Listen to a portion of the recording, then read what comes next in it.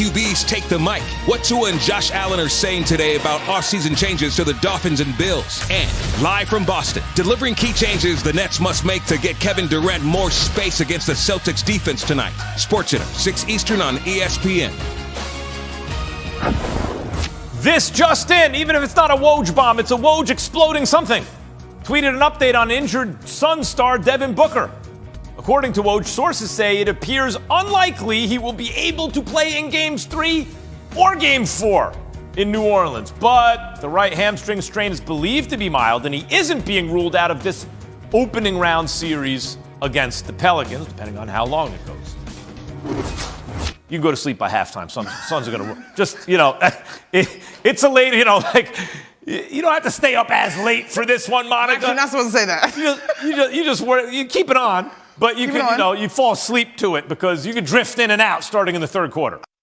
Well, the Pelicans social media team wasted no time trolling me after they tied up their series with the Suns, not dropping 1, not 2, but 3 sleeping emojis. Oh, the nerve.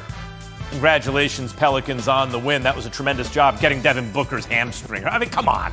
They weren't going to win that game if Booker stays in. Are they going to win that game if Booker stays in? They were losing. They were losing when he went out. When you're wrong, you're wrong. I'll say that. When you're wrong, you're wrong. Damn it. I drifted off right before the half. They were up 6 or 8 points. And I woke up to this mess. All right, JJ is back, obviously. Let's get some more max facts for tonight's matchups in the Eastern playoffs. All right, starting with the main event. Nets and Celtics. Here's a max fact, okay? We're going to put it on the screen, or I just say KD's going to be the best player on the court. He will be the best player in the game, better than Kyrie, and importantly, better than Jason Tatum. Nets win because of that, JJ. That's a fact. That's a fact. Okay, very good. The Bulls will try to avoid going down 0-2 to the defending champs tonight. Here's a max fact. You can go to sleep by halftime. I did it again. That's right, I'm not backing down. Bulls are going to get rolled. Come on. JJ, fact or fiction? You can go to sleep by halftime because if Game 1 is any indication, this is going to be a boring series. Right. Okay. So by the way, if Giannis gets hurt, knock wood, that doesn't happen. It doesn't count. Okay? Can I be all right? Finally, the Sixers are in Toronto trying to take a 3-0 lead in their series tonight. Here's a max fact. Tyrese Maxey leads all scorers. Fact or fiction? I'm going to go fiction on this. Okay. The adjustment the Raptors have to make, they're loading up to Joel and James Harden way too much. It's allowing Maxey so many driving lanes, open shots. Let's let them beat us. Let them beat us. Yeah, for a little bit. Yeah, let Embiid and Harden beat us. Let's make sure Maxey doesn't beat us. It's not going to happen, even if it happens for a little while. Maxey is the goods. Is he the goods or not? He's the goods. He's the real deal. JJ Redick, this just in. See you tomorrow. Welcome to NBA Today, presented by PNC Bank. Now? Coming up on NBA Today, all eyes on Devin Booker's hamstring. We've got the latest and our panel on whether the Suns should be concerned or not. Plus, it's tonight. We've got the Celtics and the Nets Game 2. Perk and Richard, they team up to break down the keys to that one. Who's got the edge? And Jimmy Buckets. He lived up to his name last night, dropping 45 on the Hawks. Is Miami clearly the team to beat in the East? All that and more. NBA Today starts right now. Welcome to NBA Today, presented by PNC Bank. I'm Malika Andrews here with Ramona Shelburne. Hey. Yes, we did. We got a new sponsor? We got a new sponsor, and we have the dynamic duo over here, Kendrick Perkins and Richard Jefferson. Who's Batman? Who's Robin? Definitely Robin. Robin. I think that's Batman. All right, we do need to start, though, with some breaking news on Devin Booker's injury. So we're joined now by senior NBA insider Adrian Wojnarowski. Woj, what's the latest on Booker's hamstring? MRI results came back today, Malika. A mild right hamstring strain, and I'm told that Devin Booker is likely out in both games 3 and 4 in New Orleans. Now, I'm told he is not ruled out of this series yet, but a timeline, it's really going to depend on how the rehab goes, all of those factors that go into, such a tricky injury, an injury, that Devin Booker is familiar with both this season, last year in the finals, really over the last couple of years. He's dealt with hamstring injuries, but this one has been termed mild, and the expectation right now is at least out games 3 and 4 in New Orleans. And listen, this is a real test now for Phoenix. Yeah.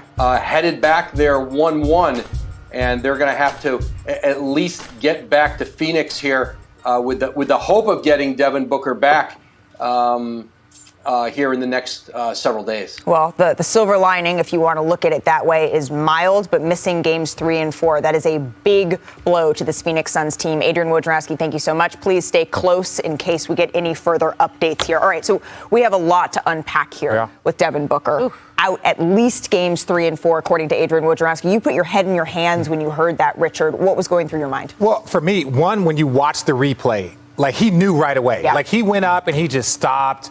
Then he looked at the bench and kind of like waved. Yep. And so for me, that meant like he knew right away what he did. And we've been in the finals. We understand you have to be playing at 100% like this at all times, and especially as one of the best players in this league. So if all of a sudden you feel like even if you're out on the floor and you're able to go and you can only give 70%, we've seen Chris Paul go down and affect the playoffs. We've seen James Harden go down and affect the postseason. These hamstrings are nothing to play with. So I'm not worried about the Suns. I still believe the Suns can win this series, but when we're talking about long-term, can Booker go 100%? That's in question. Oh, I'm worried, and I think all the Suns fans should be worried. Look, when you look at Devin Booker and you look at this New Orleans Pelican team, they're not your typical 8 seed. Like, we talk about the Brooklyn Nets, and yes, we could look at their record and say, oh, they was 14 games below 500, but that's not the case on how they was playing towards the end of the season. And so Devin Booker has to cancel out who? Brandon Ingram. And I feel like right now with Devin, wild last night, and he's going to continue to go wild. When I look at Brandon Ingram, I'm looking at a guy that looks like a baby Kevin Durant. When I watched him last night, being able to get to his spots, elevate over defense. I love Mikal Bridges, but he really can't stop him. He only can stop himself. And then I looked at his leadership. I looked at everything else for as him distributing the ball, going in there and getting rebounds in traffic, doing those type of things. Right now, with Devin Booker being out, Brandon Ingram is the best player in this series, meaning that, to me, it should give the New Orleans... Sorry, best player in this series? You're Chris Paul not the best player in this series? No, Brandon Ingram is the best player in this series, okay? He's the best player in this series. Well, that's what Larry Nance, in our friend Andrew Lopez's story, literally wrote, that Larry Nance, before every game, looks at Brandon Ingram and says, you are the best player on the floor. Go out and act like it. But we also know, Woj mentioned that Devin Booker has a history with hamstring injuries, both that have kept him off the floor, Ramona, and he played through one. He later revealed he kept it a secret at the time in the finals last year. What are you hearing on this front? You know, I was covering that Lakers-Suns series last year, and I remember it was about the same period when Chris Paul had that shoulder injury. And remember, Monty Williams had to take him out of the game because he just couldn't even move. And we all thought, man, the Suns are done. Suns are done. Poor Chris Paul, poor Suns. They got through that. They got through that injury. They got through the Chris Paul getting COVID last year in the playoffs. And I think that when you look back on that Phoenix, everybody wants to paint that season as, oh, everybody else got hurt. Oh, the Lakers lost Anthony Davis. Phoenix had some adversity last year, too. And they have had adversity all of this year, too. Devin Booker missed time this year. Chris Paul missed time. And so they have had to rally and play without one of their best guys. I'm more concerned about in the future because, as you say, this doesn't go away. Like, the hamstring can get better, but that burst that he needs to get by people, you're going to be thinking about if they are lucky enough to advance. It's still going to be in the back of your mind when you try to burst past people. And this is my biggest issue long term for them. So that means now Chris Paul has to play more minutes, more meaningful minutes, has to handle the ball more, has to do more facilitating. Now, hey, Cam Johnson, this is part of the reason why you put in all that work. Now you can run pick and rolls, campaign. These guys are going to be called upon. My biggest issue is that Chris Paul, who, has a history of injuries in the postseason, is now going to be asked to do more at 37 years old instead of being able to kind of sit back, let the young guys do it, and then pick his spots. There is no more picking your spots for Chris Paul. He's got to go all out. Well, so where do the Suns go from here, Big Perk? Who are you looking at? You know what? I'm looking at DeAndre Ayton. By the way, where in the hell is DeAndre Ayton? I'm starting to get those final vibes from him, the way that Jonas Valanciunas has been dominating. He played well in game one. But well is not going to be good enough right now. He wants the big money. This is his time to get the letters, to show up, because we look at Chris Paul, and we could praise Cam Johnson, we could look at campaign, even Mikal Bridges, but DeAndre Ayton was the number one pick.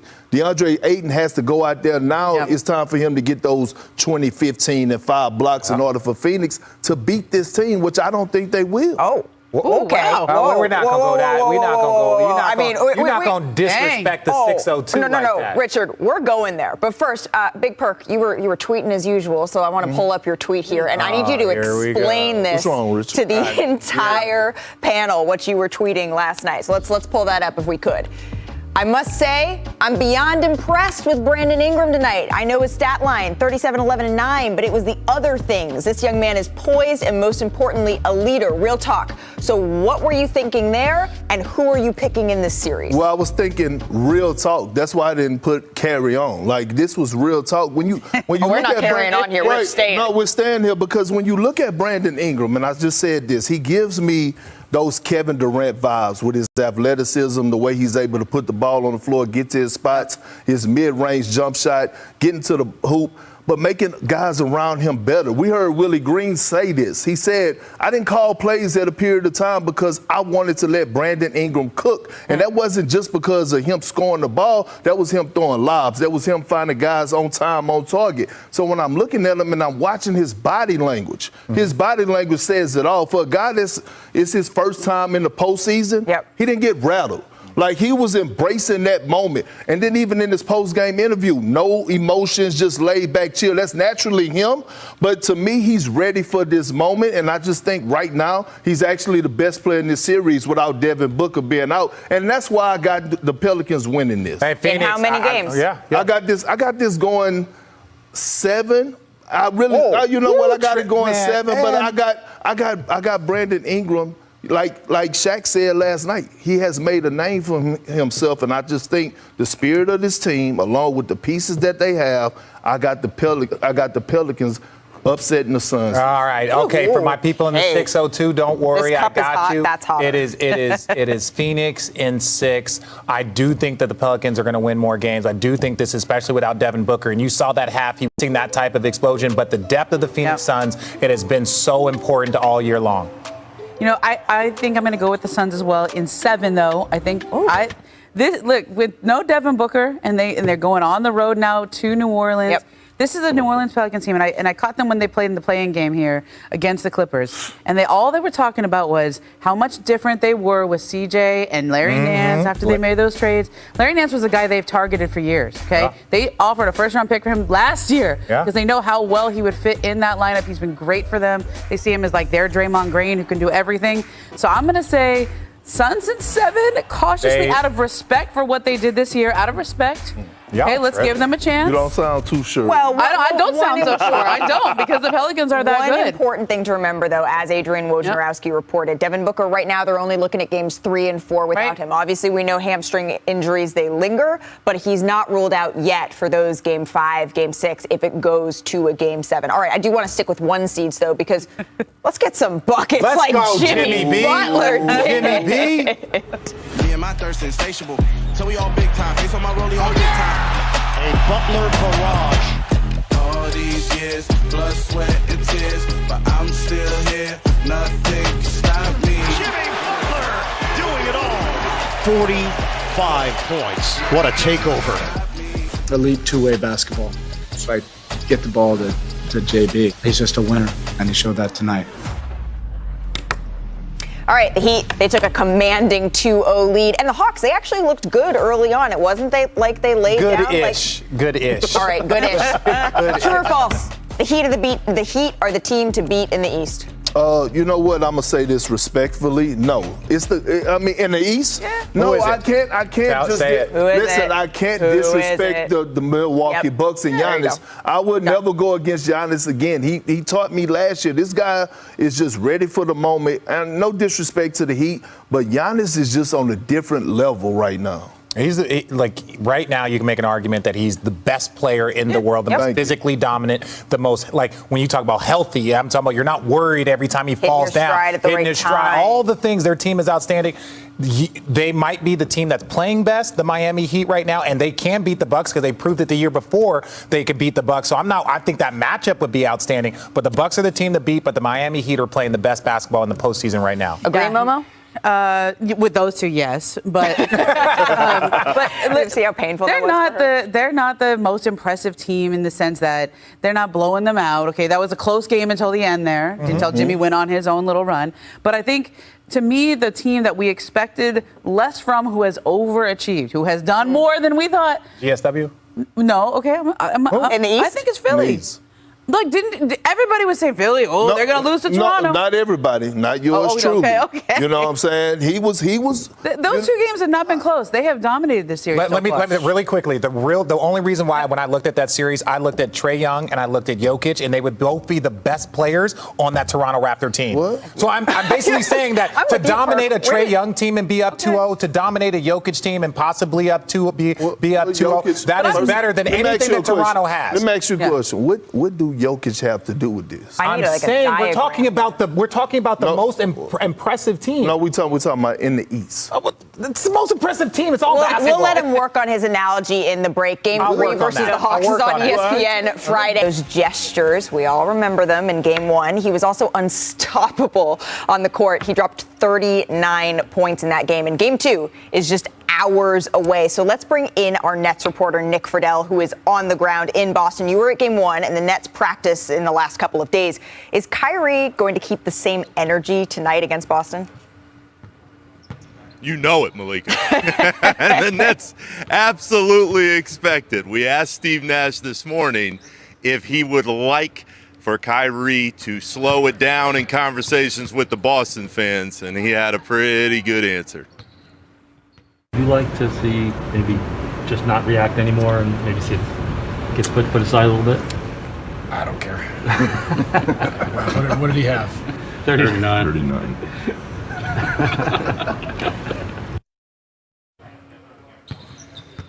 And Malika, this is what the Nets are banking on. Not only Kyrie playing with that same energy and being able to go and do whatever he needs offensively, but between Kyrie and Kevin Durant, who went just 9 for 24 from the field, they are very confident and laid back going into this type of environment that they can get the win tonight and send it back to Brooklyn tied up at 1 for Game 3. Well, and you have to imagine that Kevin Durant isn't going to have the same type of offensive night that he had in Game 1. Nick Friedel, thank you so much. Enjoy the game. I want to bring in our senior NBA insider, Adrian Wojnarowski, now, who has some new reporting on Ben Simmons and his timeline to return. Woj, what can you tell us?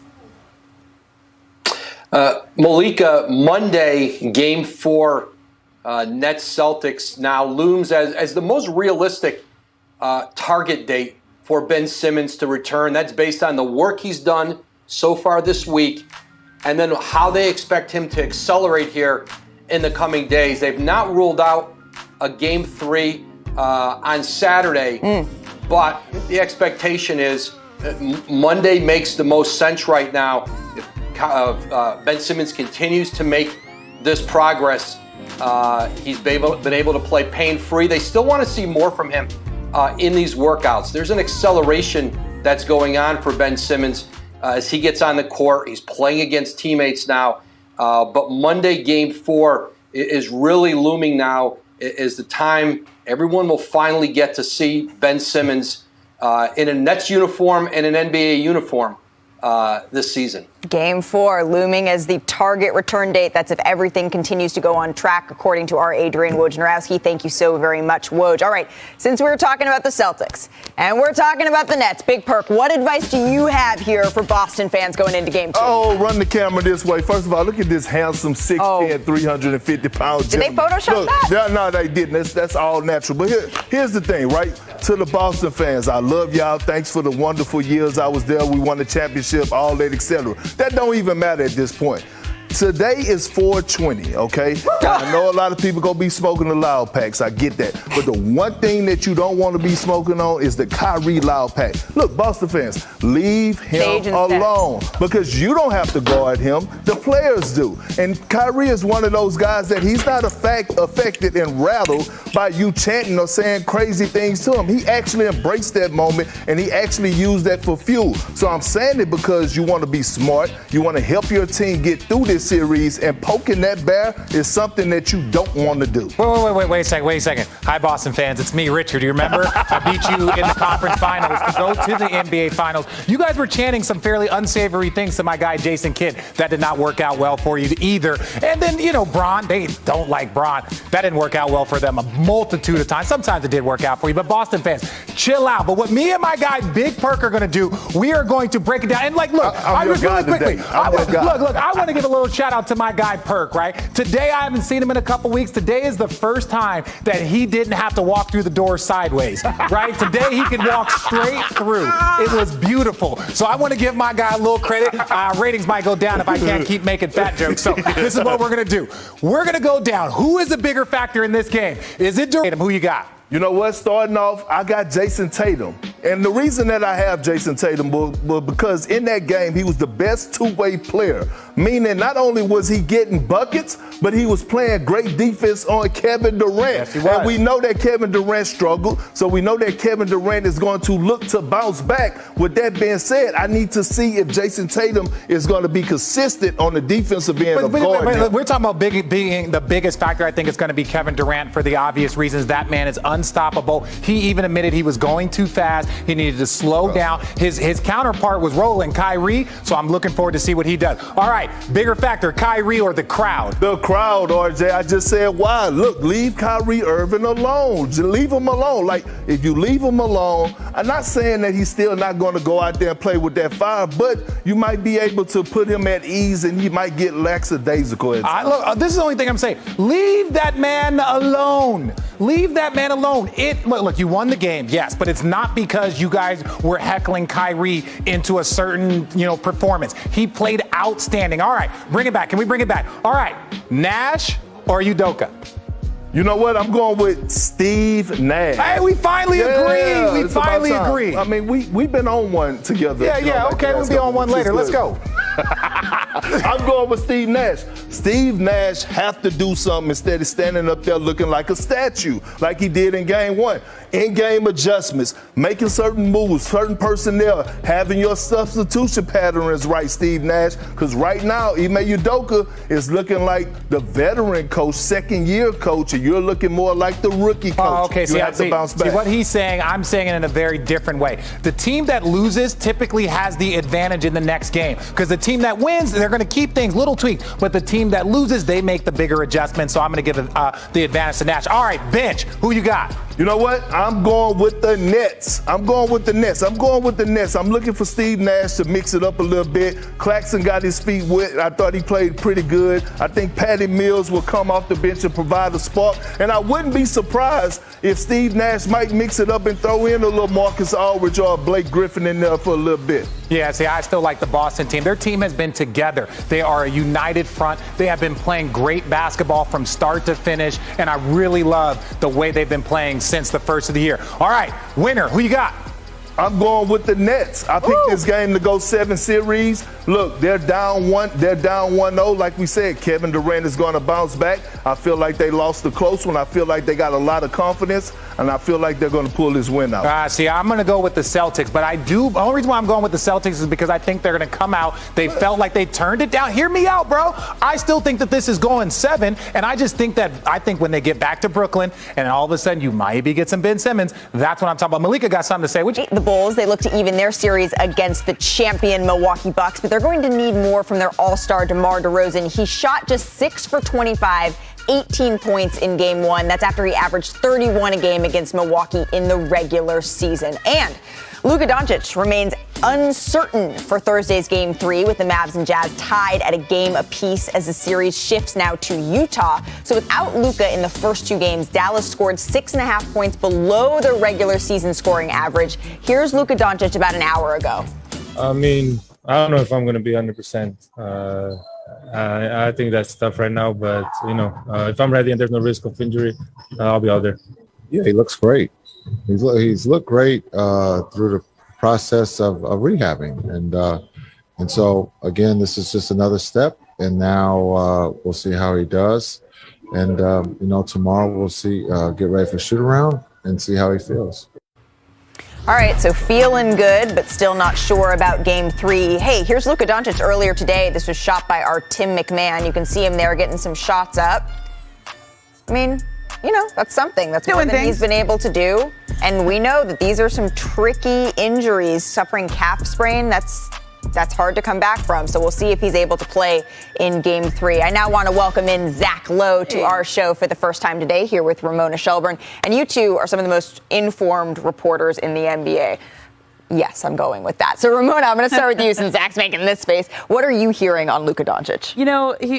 He actually said it in his quote, which is the most important thing, where he said, if there's no further risk of re-injury. I mean, he obviously wants to play, but with that kind of an injury, the expectation they've had is that they're not expecting him to be there for Game 3. There's not an expectation there.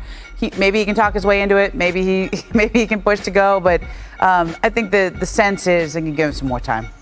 Well, we know that the Jazz, they suffered a little bit defensively in that game. Jalen Brunson, they struggled to contain him. What are you looking at for this game, Zach? Well, the blueprint is out, right? They're going to put Maxi Kleber in the corner, have Rudy Gobert stretched out, and attack everybody on the Jazz one-on-one. And so, here, I actually think they should take a page out of the Jazz out of the Dallas book. Let Donovan Mitchell isolate a little bit and get the blender moving. He can blow by anyone on Dallas. The pick and roll's not working. Maybe go to Dallas's route. And on the other end, though, this is where the scrutiny is going to be. This kind of stuff, when he's just blowing by, this was a play where they tried to get the switch and they didn't get it. I think they need to get more of that because they can't just let Jalen Brunson pick whichever defender he wants to blow by. And if he does blow by him, they need to be better. When Rudy comes in, someone's got to go out to Rudy's guys. So there are little adjustments they can make. But I do think Donovan Mitchell isolating is something I would do if I were the Jazz on offense because Dallas's pick and roll defense is like airtight. They're not getting lobs. They're not getting kick out threes. Let Donovan cook. So even if Luka Doncic comes back, he said he's not sure if he's going to be at 100%. How would you expect the Jazz to handle that?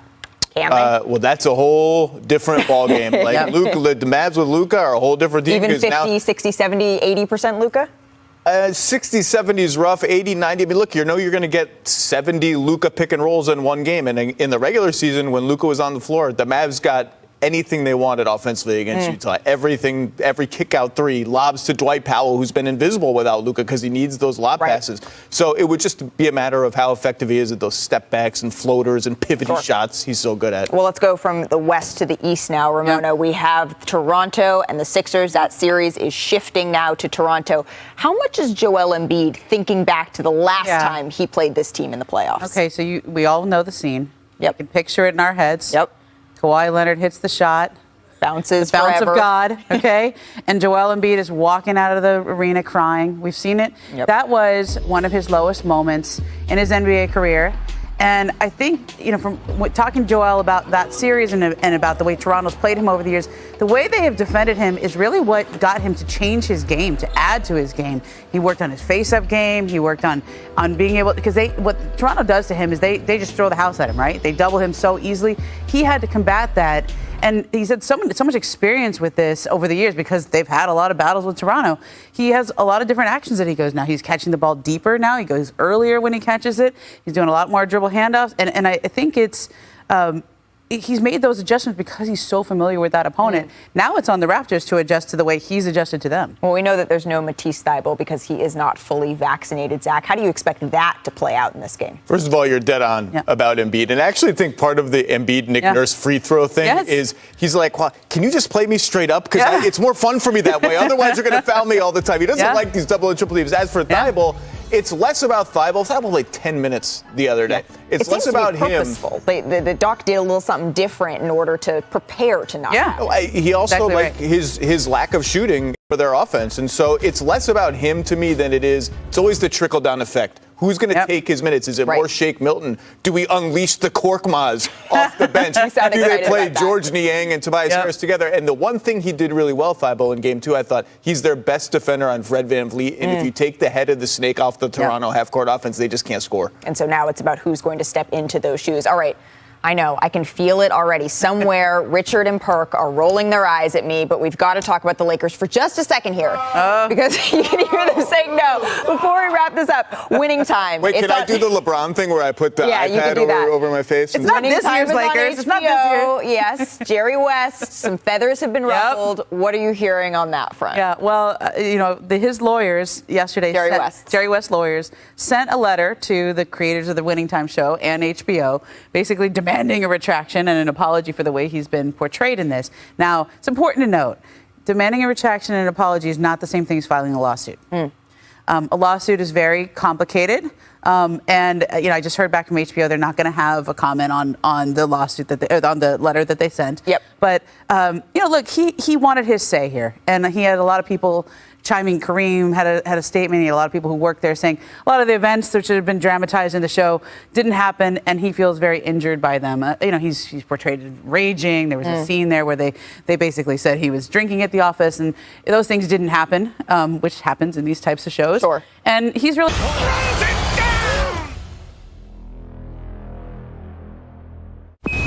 Black. It's not to be told. And it is to unfold. It is to unfold. Unravel. And travel.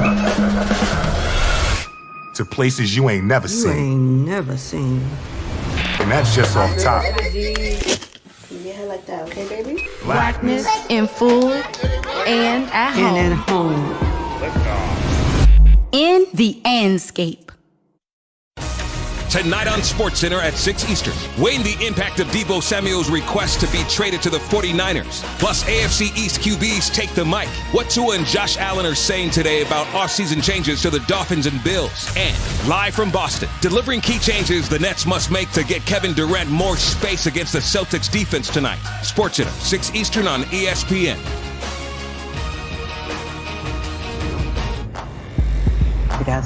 Welcome back to NBA Today. So as the playoffs roll on and we continue to dive in and dissect each game and player performance here on the show, we also want to pause just every now and then to look back at some of the most iconic NBA 75 postseason moments. And on this date in 1986, a second-year guard, you may or may not have heard of him, Michael Jordan, he squared off against Larry Bird and the Celtics in Game 2 of their first-round series.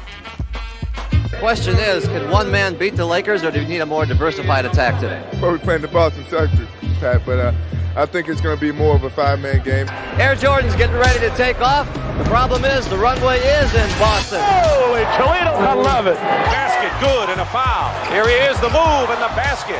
Michael Jordan with 44 now. When you got a guy like Michael out there doing what he's doing, breaking records and stuff like that, and Michael Jordan is Michael Jordan, and he's exactly what's happening right now. Whenever I go against good or great competition, I enjoy that. It makes me become a better basketball player. 63 points, and you're looking at an all-time record. Oh, boy, Michael Jordan. Say Michael Jordan scored 63 on the Celtics, and that's something I didn't think anybody could possibly do.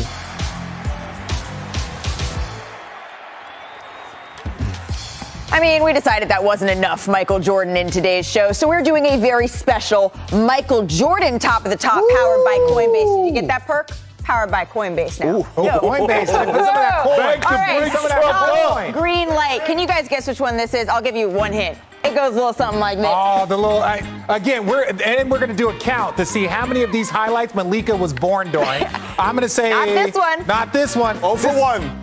Oh, okay. Well, look, and that was a bad couple weeks for Clyde. That was a bad couple weeks. And we saw it in The Last Dance. Now that we know what Michael Jordan was thinking, he's like, I didn't like it that they compared Clyde to me. And Clyde's like, well, damn, you could have told me, bro. My guy, Uncle Cliffy. Rest in peace. I love you, Cliff. Top hang time, 1989. First round. It's against the Cavaliers here. Still not born. Still not born. No. This is even earlier, so definitely not born. Craig Eagle going up. Craig Eagle going down. Oh, man. Oh, again. Ron Harper was like, what were they doing? He was not having me guard MJ. First of all, we all of us tried to imitate the jumping fist pump in our backyards every single day. Coolest fist pump ever. How'd you do? I couldn't jump that high. No, Didn't get that That's the only thing that we can imitate. No, we're not. I'm not. No, absolutely not. I got a suit on. I can't. My vertical's not where it needs to be. Well, then maybe you'll get some help here. Top adjustment. Game 2 of the 1991 Finals against the Lakers. Jordan, switches hands. Look at this, mid-air. Lefty. You were alive for this one, right? No comment. Okay, yeah, so we're over 3 for Malika. It's okay. Look, MJ, tongue out, lefty finish. Perk, you ever do something like that? No. I've never, have you? Yes. I thought he was going to dunk it. That's what the whole thing, even like Phil Jackson's like, what are we seeing? What are we seeing? All right, top silencer, The Last Dance. Bulls down 1. You know how this goes down. Oh, give me the steal. Give me the cookies. Sorry, Carl. I love you, Carl. You're OG. But fast forward. Yeah. Fast forward. There we go. Everyone in Utah screaming right now. It's a push-off! It's a push-off! That was just a little crazy. Just got to help him.